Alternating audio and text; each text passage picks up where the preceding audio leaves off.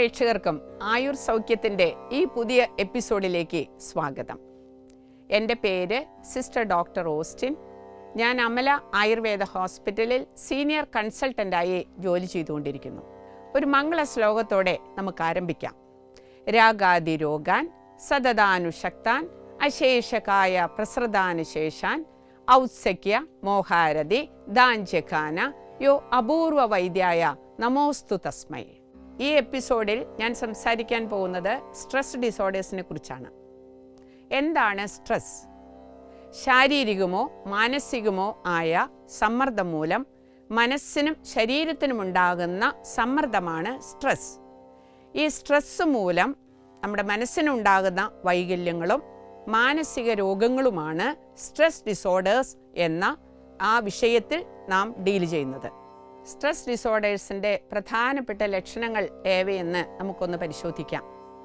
പ്രധാനമായിട്ട് ഇത്തരം രോഗികളിൽ കാണുന്ന ലക്ഷണങ്ങൾ അകാരണമായിട്ടുള്ള ഭയം, ഉത്കണ്ഠ, പ്രശ്നങ്ങളെ അഭിമുഖീകരിക്കാനുള്ള പ്രതിസന്ധികൾ, പ്രശ്നങ്ങൾ, ഉറക്കക്കുറവ്, പ്രശ്നങ്ങളിൽ നിന്നും ഉത്തരവാദിത്തങ്ങളിൽ നിന്നും ഒഴിഞ്ഞു മാറാനായിട്ടുള്ള പ്രവണത, തലവേദന, മറ്റ് ഉദരസംബന്ധമായ രോഗങ്ങൾ, ഇവയൊക്കെയാണ് സാധാരണയായിട്ട് സ്ട്രെസ് ഡിസോർഡേഴ്സിൽ നാം കണ്ടുവരുന്ന ലക്ഷണങ്ങൾ. ഇതിൻ്റെ വിഭാഗങ്ങളെക്കുറിച്ചാണ് നമുക്കിനി സംസാരിക്കാനുള്ളത്. ഇതിന് പല ടൈപ്സായിട്ട് നമ്മൾ വിഭജിച്ചിട്ടുണ്ട്.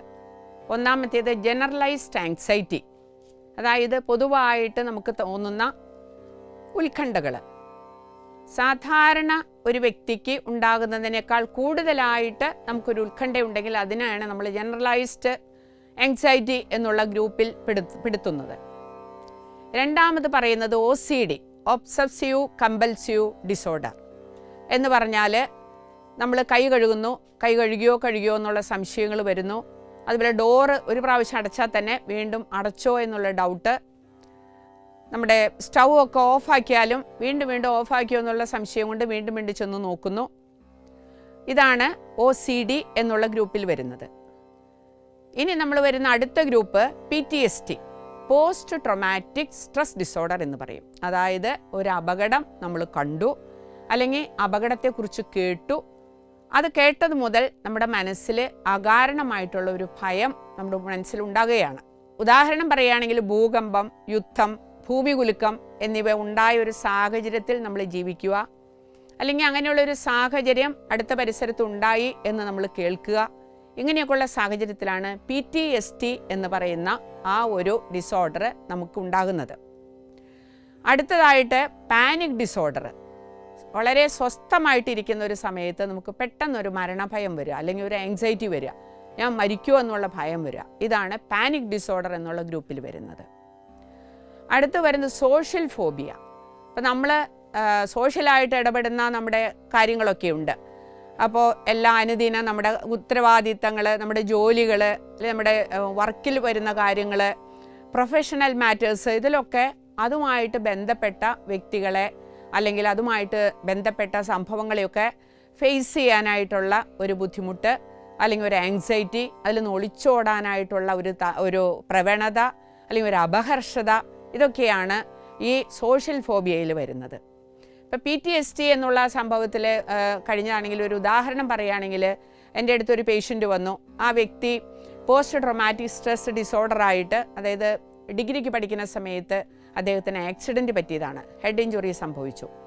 അപ്പോൾ 20-ാം വയസ്സിൽ ഹെഡ് ഇഞ്ചുറി സംഭവിച്ചിട്ട് എൻ്റെ അടുത്ത് വന്നപ്പോൾ അയാൾക്ക് ഒരു 40 വയസ്സുണ്ട്. അപ്പോൾ ഇപ്പോഴും അയാൾക്ക് ആ ആക്സിഡൻറ്റിനെ സംബന്ധിച്ചുള്ള വലിയ ഒരു സ്ട്രെസ് ഫാക്ടർ അയാളെ അറ്റാക്ക് ചെയ്യാണ്. അപ്പോൾ അതുകൊണ്ട് ഇടയ്ക്ക് അയാളുടെ ഓർമ്മ പോവുക, ഒരു പരിസരബോധമില്ലാത്തൊരവസ്ഥയിൽ കൂടെ അയാൾ കടന്നു പോവുക, അങ്ങനെയൊക്കെയുള്ള ഒരു സ്റ്റേജിലൂടെയാണ് ഇപ്പോൾ അയാൾ കടന്നു പോകുന്നത്. അപ്പോൾ എൻ്റെ OPയിൽ വന്ന ആ വ്യക്തിനെ അതിൻ്റെ ഹിസ്റ്ററിയും കാര്യങ്ങളൊക്കെ ഞാൻ എടുത്തു. അപ്പോൾ ഈ പോസ്റ്റ് ട്രോമാറ്റിക് സ്ട്രെസ് ഡിസോർഡർ വളരെ കോമൺ ആയിട്ട് നമ്മുടെ OPകളിൽ, നമ്മുടെ കൺസൾട്ടേഷനിൽ വരുന്ന രോഗികളായിട്ട് നമുക്ക് മനസ്സിലാക്കാൻ സാധിക്കുന്നുണ്ട്. അതിൻ്റെ ട്രീറ്റ്മെൻറ്റും മറ്റു കാര്യങ്ങളൊക്കെ ഞാൻ പിന്നീട് വിശദീകരിക്കുന്നതായിരിക്കും. ഈ സോഷ്യൽ ഫോബിയയ്ക്ക് ശേഷം വരുന്ന മറ്റൊരു കാര്യമാണ് ഇത്തരത്തിലുള്ള മാനസികമായ വൈകല്യങ്ങൾ നമ്മെ ഡിപ്രഷനിലേക്ക് നയിക്കും. അതായത് ഒരു തരത്തിൽ പറഞ്ഞ വിഷാദ രോഗം എന്ന് വേണമെങ്കിൽ പറയാം അതിനെ. അപ്പോൾ എന്താണ് വിഷാദ രോഗം എന്ന് പറഞ്ഞാൽ? മൗനിയായിട്ടിരിക്കുക, എല്ലാവരിൽ നിന്ന് ഒഴിഞ്ഞു മാറി നടക്കുക, ഒരു ഗ്ലൂമി ഫേസ് ആയിരിക്കും, എപ്പോഴും ഒരു ദുഃഖഭാവമാണ് ഈ വിഷാദ രോഗികളിൽ നമുക്ക് കാണുന്നത്. സാധാരണയായിട്ട് സ്ത്രീകളിലാണ് കൂടുതൽ കാണുന്നത്, പുരുഷന്മാരിലും കാണും. ഇനി അത് കുട്ടികളിൽ വരികയാണെങ്കിലുള്ള ലക്ഷണം പറയുന്നത് കുട്ടികൾക്ക് പഠനത്തിൽ നിന്ന് അവർ ഒളിച്ചോടുക, പഠിക്കാൻ അവർക്ക് താല്പര്യമില്ല. ഇനി അവർ വളരെ ഭാരത്തോടു കൂടിയാണ് പഠിക്കുക. മാതാപിതാക്കൾ നിർബന്ധിക്കുന്നത് കൊണ്ടോ അല്ലെങ്കിൽ ടീച്ചേഴ്സിൻ്റെ നിർബന്ധം മൂലമോ അവർ വളരെ കഷ്ടപ്പെട്ട് പഠിക്കുന്നു, പഠിക്കാൻ താല്പര്യമില്ല, ഇനി പഠിച്ചാൽ തന്നെ അത് മറന്നുപോകും. ഇതാണ് കുട്ടികളിലെ ഡിപ്രഷൻ്റെ സ്റ്റേജിൽ വരുന്ന ലക്ഷണം പറയുന്നത്. ഇനി അത് പ്രായമുള്ളവരിൽ വരികയാണെങ്കിലോ അവർക്ക് ശരീരത്തിൽ അവിടെ വേദന ഇവിടെ വേദന, നീർക്കെട്ട്, അങ്ങനെ പിന്നെ ഉദരസംബന്ധമായ രോഗങ്ങൾ, ഇറിറ്റബിൾ ബവൽ സിൻഡ്രോം എന്നൊക്കെ പറയുന്ന കുറേ അവസ്ഥകളുണ്ട്. അതായത് ഭക്ഷണം കഴിച്ച ഉടനെ അതിനെ ടോയ്ലറ്റിൽ പോകണം എന്നുള്ള വിചാരം. ഇതൊക്കെ ഈ വിഷാദ രോഗികളിൽ കാണുന്ന ചില സിംറ്റംസാണ്. ഇപ്പോൾ ഡോക്ടേഴ്സ് അത് അതിന് തെറ്റിദ്ധരിക്കാം, ഇതെന്താണ് ആക്ച്വലി ഇത് വയറിൻ്റെ വല്ല പ്രശ്നമാണോ എന്നോർത്ത് നമ്മൾ ട്രീറ്റ്മെൻറ്റ് കൊടുക്കാൻ തുടങ്ങും. ഇപ്പോൾ വാസ്തവത്തിൽ അത് വയറിൻ്റെ പ്രശ്നമാവില്ല. It's a mental disorder or it can be മാനസികമായിട്ടുള്ള പിരിമുറുക്കം കൊണ്ട് വന്ന ഒരവസ്ഥയാണെന്ന് നമുക്ക് മനസ്സിലാക്കാൻ സാധിക്കും. അപ്പോൾ ഇതൊക്കെയാണ് മെയിനായിട്ടുള്ള നമ്മളുടെ കാറ്റഗറീസ് അല്ലെങ്കിൽ ടൈപ്സ് ഓഫ് മെൻ്റൽ ഡിസോർഡർ എന്ന് പറയാം, മാനസിക വൈകല്യങ്ങൾ. ഇനി നമ്മൾക്ക് മനസ്സിലാക്കേണ്ട കാര്യം ഇതിൻ്റെ ചികിത്സയാണ്. എന്താണ് നമുക്ക് ചികിത്സ കൊടുക്കാൻ സാധിക്കുക? ഇങ്ങനെയുള്ള വൈകല്യങ്ങളുള്ള വ്യക്തികൾ ഒ പിയിലേക്ക് വരുമ്പോൾ ആദ്യം തന്നെ we have to diagnose them. നമുക്ക് രോഗനിർണയം വരുത്തണം. അതിന് നമുക്ക് വേണ്ടത് കുറച്ച് ബാക്ക്ഗ്രൗണ്ട് നമ്മൾ ചോദിക്കണം. രോഗിയുടെ ബാക്ക്ഗ്രൗണ്ട് എന്താണ്, നിങ്ങളുടെ വിശേഷങ്ങൾ, കാര്യങ്ങൾ എങ്ങനെയൊക്കെയാണ്. കൗൺസിലിംഗ് എന്ന് അതിനെ പറയാം നമുക്ക്. അപ്പോൾ രോഗിയുടെ ചരിത്രം, രോഗചരിത്രം, ഫാമിലി ബാക്ക്ഗ്രൗണ്ട്സ്, അല്ലെങ്കിൽ രോഗം തുടങ്ങിയിട്ട് എത്ര നാളായി, നമുക്ക് വേണമെങ്കിൽ ചോദിക്കാം. എന്തെങ്കിലും തരത്തിലുള്ള സ്ട്രെസ്സോ കാര്യങ്ങളോ ഉണ്ടോ നിങ്ങൾക്ക് എന്ന് നമ്മൾ സാധാരണ രീതിയിൽ ഞാൻ വരുന്ന ഇങ്ങനെ സംശയം തോന്നുന്ന രോഗികളോട് ചോദിക്കാറുണ്ട്. അപ്പോൾ പല രോഗികൾക്കും കുറച്ചൊക്കെ പ്രശ്നമുണ്ട് ഡോക്ടറെ എന്ന് പറയാറുണ്ട്. അപ്പോൾ എന്താണെന്ന് വെച്ചാൽ അതൊന്ന് എക്സ്പ്ലെയിൻ ചെയ്യുമെന്ന് പറയുമ്പോൾ അവരുടെ ഒന്നല്ലേ ഫാമിലി പ്രോബ്ലം, സാമ്പത്തിക പ്രശ്നമായിരിക്കും. അല്ലെങ്കിൽ ഇപ്പോഴത്തെ പ്രധാനപ്പെട്ട പ്രോബ്ലം ഇന്ന് പല പേരൻസിനുള്ളത് അവരുടെ മക്കളെക്കുറിച്ചുള്ള അമിതമായ ഉത്കണ്ഠ എന്ന് പറയുന്നത് റിയൽ ഉത്കണ്ഠയാണ്. മക്കൾ വഴിതെറ്റി പോകുന്നു, പിന്നെ മീഡിയയുടെ പുറകെയാണ്, പഠനത്തിൽ ശ്രദ്ധയില്ല. അപ്പോൾ ഒരു ഏജ് കഴിഞ്ഞ് ഒരു പ്രൊഫഷനൊക്കെ കഴിഞ്ഞ് അവർ എഡ്യൂക്കേറ്റഡ് ആയി കഴിഞ്ഞ് കഴിഞ്ഞാൽ പിന്നെ ഒരു മാരേജിന് അവർ അന്വേഷണം തുടങ്ങുമ്പോൾ അവർക്കിപ്പോൾ മാരേജ് വേണ്ടാന്ന് പറയുന്നു. ഇങ്ങനെയൊക്കെയുള്ള ഭയങ്കര സ്ട്രെസ്സായിട്ടാണ് പല പേരൻസും ഇന്ന് ഒ പിയിലേക്ക് വരുന്നത്. അപ്പോൾ ഒരു ഭൂരിഭാഗം ആൾക്കാരിലും ഒരു 80-90% മനുഷ്യരിലും ഇന്ന് കാണുന്ന വലിയൊരു പ്രശ്നമാണ് ഈ സ്ട്രെസ് ഡിസോർഡേഴ്സ്. എല്ലാ തരത്തിലുള്ള കാറ്റഗറീസിലും ഇത് കാണുന്നുണ്ട്. അപ്പോൾ നമ്മൾ ട്രീറ്റ്മെൻറ്റ് സെഷനിലേക്കാണ് നമ്മൾ നീങ്ങുന്നത്. പ്രധാനപ്പെട്ട ഒന്നാമത്തെ ഇതിന് കൊടുക്കുന്ന ട്രീറ്റ്മെൻറ്റ് എന്ന് പറയുന്നത് കൗൺസിലിംഗ് ആണ് നമ്മൾ കൊടുക്കേണ്ടത്. സ്ട്രെസ് ഡിസോർഡേഴ്സിനെ രോഗീനെ വിളിച്ചിരുത്തി അവരുടെ പ്രശ്നങ്ങൾ എന്താണെന്ന് നമ്മൾ വ്യക്തമായിട്ടും ശ്രദ്ധയോടുകൂടി നമ്മൾ ലിസൺ ചെയ്യണം, രോഗീനെ ശ്രദ്ധിക്കണം. അപ്പോൾ നമുക്ക് ഒരുപാട് ഫിസിക്കൽ എയിൽമെൻറ്റിൻ്റെ മരുന്ന് കൊടുക്കേണ്ട ആവശ്യമില്ല. അപ്പോൾ ഇപ്പം ഇങ്ങനെ സ്ട്രെസ് ഡിസോർഡറാന്ന് പറഞ്ഞു കഴിഞ്ഞാൽ സാധാരണ രീതിയിൽ ഞാൻ കൊടുക്കും ചില മരുന്നുകളുണ്ട്, മൈൻഡിന് കുറച്ച് ശമനം വരുന്ന, എന്നാൽ ഉറക്കഗുളിയൊന്നുമല്ല, മനസ്സമിത്രം അങ്ങനെയൊക്കെയുള്ള ഗുളികകളൊക്കെ നമ്മൾ ചെറിയ ഡോസിൽ കൊടുത്താൽ മൈൻഡിനൊരു സ്വസ്ഥത കിട്ടുന്ന ആ തരം മെഡിസിൻസ് നമ്മൾ ആഡ് ചെയ്യേണ്ടി വരും. എന്ന് വെച്ചാൽ മനസ്സമിത്രം ഗുളിക അതിന് മാത്രമല്ല, രോഗപ്രതിരോധ ശക്തിയെ വർദ്ധിപ്പിക്കാനായിട്ട് കൊടുക്കാം, മറ്റു പല കാര്യങ്ങൾക്കും ഒന്ന് ചെറിയൊരു ഉറക്കം മെച്ചപ്പെടുത്താൻ നമുക്ക് കൊടുക്കാം, പിന്നെ പല രോഗങ്ങൾക്കും നമുക്ക് കൊടുക്കാം. പക്ഷേ ഇത് ഒരു പ്രധാനമായിട്ട് മൈൻഡിന് ഒരു വലിയൊരു സ്വാധീനമുണ്ട് ഈ മനസ്സമിത്രം ഗുളികയ്ക്ക്. മറ്റ് കല്യാണഘൃതം, മറ്റ് പല നെയ്കളും ഉണ്ട്, സാരസ്വതഘൃതം, അതൊക്കെ കൊടുക്കാം. ദ്രാക്ഷാദി കഷായം കൊടുക്കും, കല്യാണ കഷായം കൊടുക്കും. പിന്നെ പ്രധാനമായിട്ട് നമ്മൾ കൊടുക്കുന്നത് ഈ കൗൺസിലിങ്ങിനോടൊപ്പം തന്നെ നമ്മൾ ഒരു സൈക്കോതെറാപ്പി സാധിക്കുമെങ്കിൽ നമുക്ക് പറ്റുമെങ്കിൽ, അല്ലെങ്കിൽ സൈക്കോതെറാപ്പിക്ക് നമ്മൾ അവരെ അയക്കും. പ്ലസ് ഒരു സ്പിരിച്വൽ തെറാപ്പി എന്ന് പറഞ്ഞ ഒരു സ്പിരിച്വൽ തെറാപ്പി ഞാൻ കൊടുക്കാറുണ്ട്. എങ്ങനെയാണ് അവരുടെ സ്പിരിച്വൽ ലൈഫ് ഒന്ന് അന്വേഷിക്കും. സ്പിരിച്വൽ ലൈഫ്, പ്രാർത്ഥന, ഏത് റിലീജിയനായാലും അവർക്ക് റിലീജിയസ് ആയിട്ടുള്ള അവരുടെ കാര്യങ്ങൾ, കർത്തവ്യങ്ങളൊക്കെ അവർ പ്രോപ്പറായിട്ട് ദൈവത്തിന് കൊടുക്കേണ്ട അവരുടെ ദശാംശം എന്നൊക്കെ പറയില്ലേ, ദൈവത്തിന് കൊടുക്കേണ്ടത് അവർ ദൈവത്തിന് കൊടുക്കണ്ടോ എന്ന് ഞാൻ ചെക്ക് ചെയ്യാറുണ്ട്. പ്ലസ് നമ്മൾ കൊടുക്കുന്നത് നമ്മുടെ ട്രീറ്റ്മെൻറ്റ് അക്കോർഡിംഗ് ടു ആയുർവേദ. നമ്മൾ പറയുന്ന ആയുർവേദത്തിൽ തന്നെ പറയുന്നുണ്ട് യുക്തിവ്യപാശ്രയ ചികിത്സ, സത്വോപചയ ചികിത്സ, ദൈവവ്യപാശ്രയ ചികിത്സ. ഇങ്ങനെ 3 തരം കാറ്റഗറീസ് ആയിട്ടാണ് നമ്മുടെ ആയുർവേദത്തിൽ ട്രീറ്റ്മെൻറ്റിനെ പറയുന്നുണ്ട്. പലതരം വെറൈറ്റീസ് ഉണ്ട്, ഡിവിഷൻസ് ഉണ്ട്. ഇപ്പോൾ ശമനശോധന ചികിത്സ അങ്ങനെ പലതുണ്ട്. അതിൽ പ്രധാനപ്പെട്ട ഒരു ഡിവിഷനാണ് യുക്തിവ്യപാശ്രയം, സത്വോപചയം, ദൈവവ്യപാശ്രയം. എന്താണ് യുക്തിവ്യപാശ്രയം എന്ന് പറഞ്ഞു കഴിഞ്ഞാൽ? നമ്മുടെ ശരീരത്തിലെ ദോഷങ്ങളുടെ സന്തുലിതാവസ്ഥ നഷ്ടപ്പെട്ടതിനെ റീഗെയിൻ ചെയ്യുക, നോർമൽ അവസ്ഥയിലേക്ക് കൊണ്ടുവരിക. എന്താണ് സത്വോപചയ ചികിത്സ? നമ്മുടെ കൗൺസിലിംഗ്, നമ്മുടെ മനസ്സിന്, സത്വം എന്ന് പറഞ്ഞാൽ മനസ്സിന് ആശ്വാസവും സമാധാനവും സന്തോഷവും കൊടുക്കുന്ന തെറാപ്പീസ്, ആശ്വാസ വാക്കുകൾ, പ്രോത്സാഹനങ്ങൾ, സപ്പോർട്ടിംഗ് തെറാപ്പികൾ കൊടുക്കുക. അതാണ് സത്വോപചയ ചികിത്സ. എന്താണ് ദൈവോപാശ്രയ ചികിത്സ? സാധാരണ രീതിയിൽ പറയുന്ന പ്രാർത്ഥന. നമ്മൾ ഏത് റിലീജിയനും പ്രെയർ ഉണ്ട്. അപ്പോൾ നമ്മൾ പ്രാർത്ഥിക്കാനായിട്ട് നമ്മൾ സ്പെഷ്യലി ഞാൻ എൻ്റെ അടുത്ത് വരുന്ന രോഗികൾക്ക് അവർ വചനം പറഞ്ഞു കൊടുക്കും. വചനം ഉരുവിടാൻ പറയും. ഉദാഹരണത്തിന്, ഞാൻ നിന്നെ സുഖപ്പെടുത്തുന്ന കർത്താവാണ്. ഞാൻ സാധാരണ കൊടുക്കുന്ന ഒരു വചനമാണ്. ഇന്ന് തന്നെ ഞാനൊരു പേഷ്യൻ്റ്, അവർക്കൊരു നടുവേദനയായിട്ട് വന്ന പേഷ്യൻ്റ്, എന്നിരുന്നാൽ തന്നെയായാലും സിവിയർ ആയിട്ടുള്ള നടുവേദനയാണ്, അവർക്ക് വിഷയത്തിൽ നിന്ന് മാറിപ്പോവുകയാണെങ്കിലും ഞാൻ ദൈവവ്യപാശ്രയ ചികിത്സ എങ്ങനെ എൻ്റെ ഡേ ടു ഡേ പ്രാക്ടീസിൽ ഞാൻ അപ്ലൈ ചെയ്യുന്നു എന്നുള്ളത് നിങ്ങളോട് പറയാൻ വേണ്ടിയിട്ട്, ഷെയർ ചെയ്യാൻ വേണ്ടി ഞാൻ പറയുന്നതാണ്. ഇപ്പോൾ നടുവേദനയാണ്, അവർക്ക് സർജറിയാണ് പറഞ്ഞിരിക്കുന്നത്. അപ്പോൾ സർജറി ഡോക്ടേഴ്സ്, ഒരു നേഴ്സാണ്, അപ്പോൾ സർജറി പറഞ്ഞേക്കണു. അപ്പോൾ അവർ ഡോക്ടേഴ്സ് പറഞ്ഞു സർജറി ഇനി വകുപ്പുള്ളൂ കേട്ടോ എന്ന് പറഞ്ഞു. അപ്പോൾ അവർ ആയുർവേദത്തിലേക്ക് വന്നിരിക്കുക. ഡിസ്ക് പ്രൊലാപ്സും അങ്ങനെയൊക്കെയുള്ള severe form of low back ache, അതാണ് അവർ സയാറ്റിക് ഫോമാണ് അവരുടെ. അപ്പോൾ ഞാൻ അവരോട് പറഞ്ഞു കൊടുത്തു, മോളെ നീ ഒരു കാര്യം ചെയ്യേ, ഞാൻ നിന്നെ സുഖപ്പെടുത്തുന്ന കർത്താവാണെന്ന് നീ എപ്പോഴും ഉരുവിട്ടുകൊണ്ടിരിക്കുക, ശ്വാസം എടുക്കുന്ന പോലെ നീ ഉരുവിട്. അങ്ങനെ ഉരുവിടുമ്പോഴാണ് നമുക്ക് നമ്മുടെ പോസിറ്റീവ് ഹീലിംഗ്, അവിടെ സൗഖ്യം കർത്താവ് നിൻ്റെ ഉള്ളിൽ ഇങ്ങനെ തന്നുകൊണ്ടിരിക്കും. നമ്മൾ ചെയ്യുന്ന മരുന്നുകളൊക്കെ നമ്മളൊക്കെ ഒരു ദൈവത്തിൻ്റെ കരങ്ങളിൽ ഉപകരണങ്ങൾ മാത്രമാണ് നമ്മൾ. അപ്പോൾ ഇങ്ങനെയുള്ള തെറാപ്പീസ് നമ്മൾ സ്പിരിച്വൽ തെറാപ്പീസ് കൊടുക്കുമ്പോഴാണ് രോഗിക്ക് ഒരു ആശ്വാസവും സമാധാനവും ഒക്കെ കിട്ടുന്നത്. വചനത്തിൻ്റേതായിട്ടുള്ള ഒരു പവറുണ്ട്. അത് മാത്രമല്ല, യുക്തിവ്യപാശ്രയ ചികിത്സകൾ ഞാൻ നേരത്തെ പറഞ്ഞു, ശമനൌഷധികൾ കൊടുത്തു. പിന്നെ നമ്മൾ കൊടുക്കുന്നത് ധാര, അതായത് തക്രധാര എന്ന് പറയും, മെഡിക്കേറ്റഡ് ബട്ടർ മിൽക്ക്, അതിൽ മുത്തങ്ങ അങ്ങനെ കുറച്ച് മരുന്നുകളൊക്കെ ചേർത്തിട്ടുള്ള തക്രധാര. അതെല്ലാവർക്കും അറിയാം, ആയുർവേദത്തിൽ എല്ലാ ഫിസിഷ്യൻസിനും അറിയാവുന്നതാണ്. പിന്നെ നമ്മളെ ഫോറിനേഴ്സൊക്കെ നമ്മുടെ അടുത്ത് ഒത്തിരി പേര് വരാറുണ്ട് സ്ട്രെസ് ഡിസോർഡേഴ്സായിട്ട്. അവർക്ക് ഞാൻ സാധാരണ തൈലധാര കൊടുക്കുക. അത് ചന്ദനാദി തൈലം കൊണ്ടാണ് തൈലധാര കൊടുക്കുന്നത്. പിന്നെ തലയ്ക്ക് തളം, അതുപോലെ തന്നെ തല പൊതിച്ചൽ, പിന്നെ പല വിധത്തിലുള്ള മസാജ് തെറാപ്പി, അതായത് ബോഡീനെ റിലാക്സ് ചെയ്യുന്ന തെറാപ്പീസും കൂടി ചേർത്ത് നമ്മൾ കൊടുക്കാറുണ്ട്. അത് ഓയിൽ മസാജസ്, അതുപോലെ തന്നെ മറ്റ് പലതരത്തിലുള്ള, ഇപ്പോൾ ചില കേസിലൊക്കെ നവരക്കിടിയൊക്കെ കൊടുക്കും. നമ്മൾ ഒന്ന് ബോഡീനെ ഒന്ന് പുഷ്ടിപ്പെടുത്താനായിട്ട് നവരക്കിടി കൊടുക്കാറുണ്ട്. പക്ഷേ മെയിനായിട്ട് നമ്മൾ കൊടുക്കേണ്ടത് തക്രധാര, തൈലധാര, തലപൊതിച്ചൽ, തലയ്ക്ക് തളം, പിജു, ഇങ്ങനെയൊക്കെയുള്ള കാര്യങ്ങളാണ്. ഡോക്ടർ, ഈ രോഗത്തിന് ആയുർവേദത്തിൽ ഒറ്റമൂലിയുണ്ടോ? അത് ഗുണകരമാണോ? ചെറിയ ചെറിയ ഡിസോർഡറൊക്കെ ഉള്ളൂവെങ്കിൽ നമ്മൾ സാധാരണ പറയുന്നത് മുത്തള്, ബ്രഹ്മി, ഇതൊക്കെ അതിൻ്റെ ജ്യൂസ് എടുത്തിട്ട് നമ്മൾ തേൻ ചേർത്തിട്ട് കൊടുക്കാൻ പറയും, ഡെയിലി കൊടുക്കാൻ പറയും. ചെറിയ ചെറിയ ഡിസോർഡേഴ്സിനൊക്കെ നമ്മൾ ഒറ്റമൂലിയായിട്ട് അത് കൊടുക്കും. പക്ഷേ വലിയ അത് ഗൗരവമായിട്ട് വന്നു കഴിഞ്ഞാൽ നമ്മൾ ഹോസ്പിറ്റൽ ട്രീറ്റ്മെൻറ്റിലേക്ക് തന്നെ അത് നീക്കുന്നതായിരിക്കും നല്ലത്. ഡോക്ടർ, ഈ രോഗം മൂലമുണ്ടാകുന്ന കോംപ്ലിക്കേഷൻസ് എന്തൊക്കെയാണെന്ന് ഒന്ന് പറയാമോ? കോംപ്ലിക്കേഷൻസ് എന്ന് പറയുന്നത്, നമ്മൾ ഈ സ്ട്രെസ് ഡിസോർഡേഴ്സ് അതിൻ്റെ സമയത്ത് വേണ്ട രീതിയിൽ അത് ഡീൽ ചെയ്തില്ലെങ്കിൽ അത് heart disease, asthma, overweight, diabetes, type 2 diabetes, ഇതിനകത്തേക്കൊക്കെ ഇങ്ങനെ നീങ്ങാനായിട്ട് നല്ല സാധ്യതകളുണ്ട്. അത് ഒട്ടും ഉറക്കമില്ലാത്ത സ്റ്റേജ്, അല്ലെങ്കിൽ എന്ത് ചെയ്യുമ്പോഴുള്ള ഒരു ആങ്സൈറ്റി, അങ്ങനെയൊക്കെ ഉള്ള ലേറ്റർ സ്റ്റേജിലേക്ക് ഇത് നീങ്ങാനായിട്ട് നല്ല സാധ്യതകളുണ്ട്. ഡോക്ടർ, ഈ രോഗത്തെ എങ്ങനെ പ്രതിരോധിക്കാൻ സാധിക്കുമെന്ന് ഒന്ന് വിശദീകരിക്കാമോ?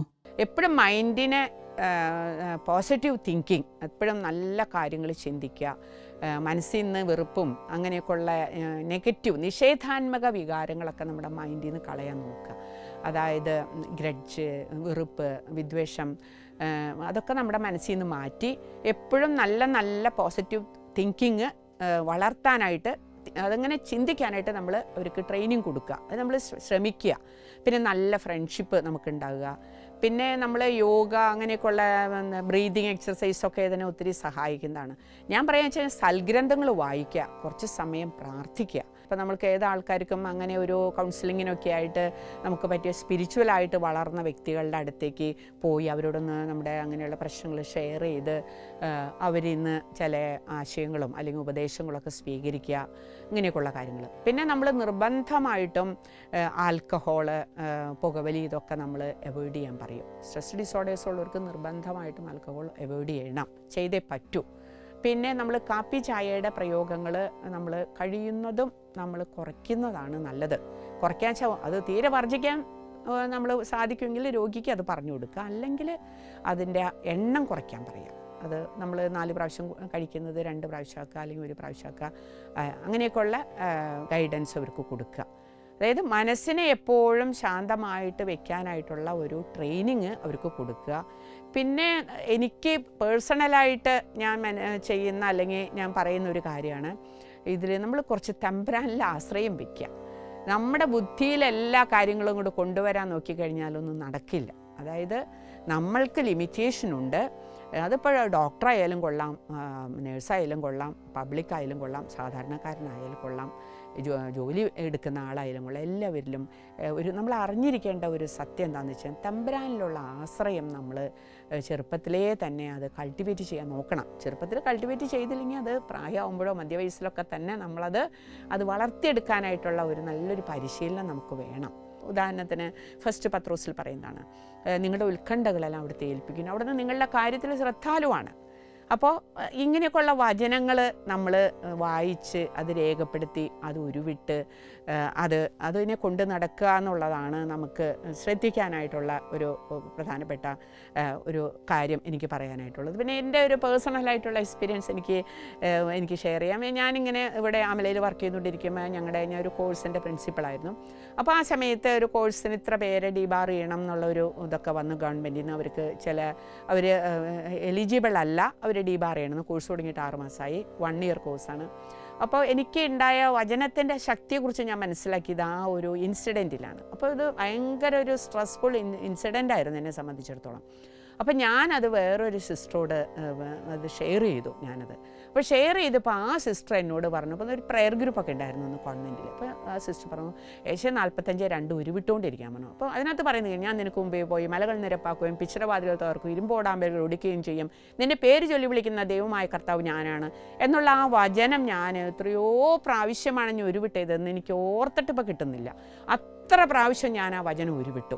ആ ഉരുവിട്ട് കഴിഞ്ഞപ്പോൾ ആ വലിയ മല പോലെ വന്ന പ്രശ്നം മഞ്ഞു പോലെ ഉരുകിപ്പോയതായിട്ടാണ് എൻ്റെ വ്യക്തിപരമായ അനുഭവം. അത് വലിയൊരു സ്ട്രെസ് ഫാക്ടറായിരുന്നു എനിക്ക് മാത്രമല്ല, ഞങ്ങളുടെ മാനേജ്മെൻറ്റ് ഹോസ്പിറ്റൽ മൊത്തത്തിൽ. അവസാനം ആ കുട്ടികളൊക്കെ വിളിച്ച് സംസാരിച്ചപ്പോൾ അത് മഞ്ഞ് പോലെ, സാരമില്ല ഡോക്ടറെ, അടുത്ത കോഴ്സിന് ചേരാൻ മതി, അതുകൊണ്ടല്ലേ എന്നൊക്കെ പറഞ്ഞ് അവർ അത് നമ്മളെ ആശ്വസിപ്പിക്കുന്ന രീതിയിൽ അപ്പോൾ വചനത്തിൻ്റെ ശക്തി എനിക്ക് പൂർണ്ണമായിട്ട് മനസ്സിലായിരുന്നു. അപ്പോൾ ഈ സ്ട്രെസ് ഡിസോർഡേഴ്സിൽ പ്രധാനപ്പെട്ട ഒരു കാര്യം ഈ വചനം ഉരുവിട്ടുകൊണ്ടുള്ള നമ്മുടെ ഒരു ജീവിതശൈലി നമ്മൾ പ്രാക്ടീസ് ചെയ്യുന്നത് നന്നായിരിക്കും എന്നുള്ളതാണ്. കോവിഡ് രോഗികളിൽ സ്ട്രെസ് എന്ന ഈ രോഗം എത്രത്തോളം കാണുന്നുണ്ട് ഡോക്ടർ? അപ്പോൾ നമ്മൾ കൂടുതലായിട്ട് ഇപ്പോൾ കാണുന്നത് സ്ട്രെസ് ഡിസോർഡേഴ്സ് കാണുന്നത് നമ്മുടെ പോസ്റ്റ് കോവിഡ് രോഗികൾക്കാണ്. ഇനി പോസ്റ്റ് കോവിഡ് അല്ലെങ്കിൽ തന്നെ ആയാലും ഒരുപാട് നമ്മുടെ കേരളത്തിൽ നിന്നുള്ള രോഗികൾ സ്ട്രെസ്സായിട്ട് കൊറോണ വരുമോ, അത് വന്നു കഴിഞ്ഞാൽ എന്താവും, മരണഭയവും കാര്യങ്ങളൊക്കെ ആയിട്ട് ഒരുപാട് പേര് നമ്മുടെ ഒ പിയിലേക്ക് വന്ന് കാണുന്നുണ്ട്. പ്രത്യേകമായിട്ട് കാണുന്നത് ശ്വാസം മുട്ടാണ്, അല്ലെങ്കിൽ ശ്വാസം എടുക്കാനുള്ള പ്രയാസം, എന്തോ സംഭവിക്കുന്ന പോലുള്ള അവസ്ഥ. അപ്പോൾ ഇങ്ങനെ ഒത്തിരി രോഗികൾ ഇപ്പോൾ ഒ പിയിൽ വന്ന് അവർ കൺസൾട്ട് ചെയ്തു, അവർ അഡ്മിറ്റ് ട്രീറ്റ്മെൻറ്റ് കൊടുക്കുകയും ചെയ്തു. അവർക്ക് നമ്മൾ പ്രധാനമായിട്ട് കൊടുക്കുന്നത്, അവർക്ക് അധികം കൗൺസിലിങ്ങിൻ്റെ ആവശ്യമില്ല, പേടിക്കാനൊന്നുമില്ല എന്ന് പറഞ്ഞിട്ടുള്ളൊരു കൗൺസിലിങ്ങാണ് കൊടുത്തത്. ചെറിയ മണൽക്കിഴി, ധാന്യക്കിഴി, അങ്ങനെയൊക്കെയുള്ള ട്രീറ്റ്മെൻറ്റുകൾ നമ്മൾ കൊടുത്ത്, പിന്നെ ഒരു ആശ്വാസവാക്കൊക്കെ കൊടുത്ത് നമ്മളൊരു 10 to 15 ഡേയ്സ് ട്രീറ്റ്മെൻറ്റ്, ചില രോഗികൾക്ക് ഒരു 21 ഡേയ്സ് ട്രീറ്റ്മെൻറ്റ് നമ്മൾ കൊടുക്കുന്നുണ്ട്.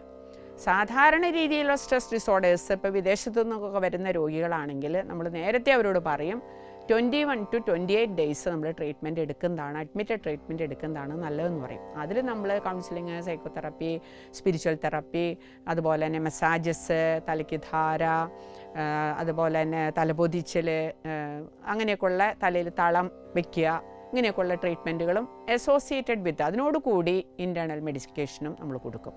ഞാൻ നേരത്തെ നിങ്ങളോട് എക്സ്പ്ലെയിൻ ചെയ്തു, സാരസ്വതാരിഷ്ടം, അതുപോലെ തന്നെ സാരസ്വതകൃതം, കല്യാണകൃതം, മാനസമിത്രം ഗുളിക, ഇതൊക്കെയാണ് പ്രധാനമായിട്ട് കൊടുക്കുന്ന, ആന്തരികമായിട്ട് കൊടുക്കുന്ന ഇൻറ്റേർണൽ മെഡിക്കേഷൻസ്. അപ്പോൾ ഇത്രയൊക്കെയാണ് നമ്മുടെ ട്രീറ്റ്മെൻറ്റിൽ നമ്മൾ കൊടുക്കുന്നത്. നമ്മളിപ്പോഴേ സ്ട്രെസ് ഡിസോർഡേഴ്സിനെ കുറിച്ചും അതിൻ്റെ കാരണങ്ങൾ, ലക്ഷണങ്ങൾ, അതിൻ്റെ ടൈപ്സ്, അതെന്തൊക്കെ രീതിയിൽ നമുക്ക് സംഭവിക്കാം, അതിനെടുക്കേണ്ട പ്രതിവിധികൾ, ചികിത്സകളെല്ലാം നമ്മൾ ഒന്ന് ഏകദേശം ഒരു രൂപം നിങ്ങൾക്ക് കിട്ടിക്കാണുമെന്ന് ഞാൻ വിചാരിക്കുന്നു. അപ്പോൾ നമ്മൾ ഈ സ്ട്രെസ്സിൽ നിന്ന് എങ്ങനെ ഒഴിവാകാം എന്നുള്ളതിനെക്കുറിച്ചുള്ള നമ്മൾ ശ്രദ്ധ നമ്മുടെ ജീവിതത്തിൽ എപ്പോഴും ഉണ്ടാവണം. സ്ട്രെസ്സ് പോസിറ്റീവായിട്ട് ചിന്തിക്കുക, പ്രാർത്ഥിക്കുക, തമ്പുരാനിൽ ആശ്രയിക്കുക. പിന്നെ അങ്ങനെ എന്തെങ്കിലും ഒരു നല്ല ഷെയറിങ്, നല്ല സ്പിരിച്വൽ ഫ്രണ്ട്സായിട്ടുള്ള ഷെയറിങ്, ഇങ്ങനെയൊക്കെയുള്ള കാര്യങ്ങൾ, നല്ലൊരു ജീവിതക്രമം ഒക്കെ നമ്മൾ ശീലിക്കുക. ഇതൊക്കെ കാര്യങ്ങൾ ചെയ്ത് നല്ലൊരു പോസിറ്റീവ് എനർജി അല്ലെ പോസിറ്റീവ് മൈൻഡ്, സ്ട്രെസ്സിൽ നിന്ന് വിമുക്തമായിട്ടുള്ള ഒരു ജീവിതം, ഒരു ജീവിതശൈലി ഉണ്ടാകുവാനായിട്ട് ഞാൻ പ്രാർത്ഥിക്കുന്നു, ആശംസിക്കുന്നു. ആയുരാരോഗ്യങ്ങൾ നേരുന്നു. നന്ദി.